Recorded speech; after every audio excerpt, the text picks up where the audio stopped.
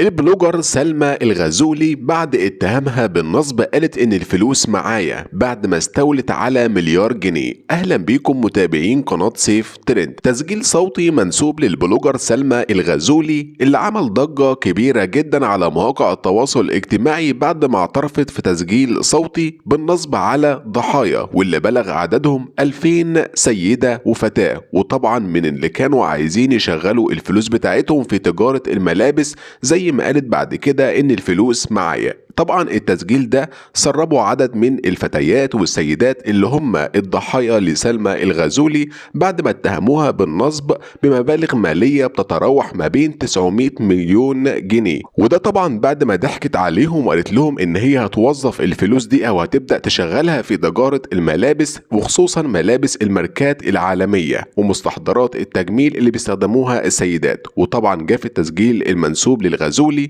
صوت فتاة وهي بتبكي بشدة، وده أثناء ردها على أسئلة البنات والستات اللي كانت بترد عليهم على الجروب، وبتحاول طبعا ان هي تهديهم وبتقول لهم الفلوس معايا محدش يخاف. وده طبعا كان دليل على صحة الاتهامات المنسوبة للبلوجر سلمى الغزولي، وطبعا عشرات البلاغات اللي اتقدمت بيها السيدات والفتيات دول وخصوصا من القاهرة والمنوفية لمركز شرطة أشمون في مسقط رأس البلوجر سلمى الغزولي، وأكدوا كمان ان تم النصب عليهم وان هي وعدتهم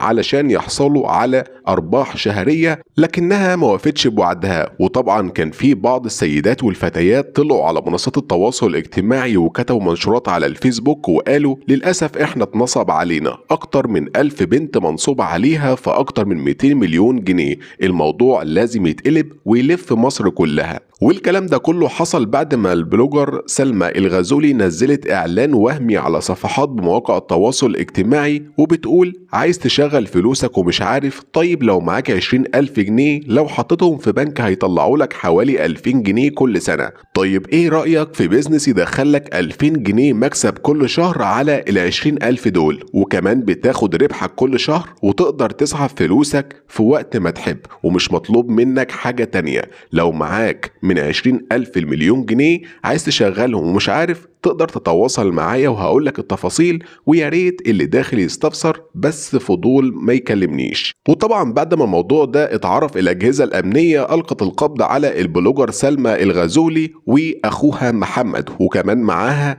3 من أقاربها، وده طبعا كان في أحد الأكمنة اللي تم نصبها في شوارع القاهرة بعد ما تم البلاغ عنها أو تم تقديم أكتر من بلاغ ضدها. وطبعا تم ترحيل سلمى الغزولي وأخوها إلى محافظة المنوفية مسقط رأسها، والنيابة العامة أمرت بحبسهم على ذمة التحقيق بحسب نهى الجندي محامية عدد من الضحايا اللي تم النصب عليهم. وده كان موضوع حلقتنا النهاردة والتفاصيل الكاملة بسبب نصب البلوجر سلمى الغزولي على بعض السيدات واللي بلغ عددهم 2000 سيدة وبنت. لو وصلت معايا لحد الدقيقة دي ما تنساش تعمل لايك وسبسكرايب للقناة عشان توصلك الفيديوهات الجديدة أول بأول.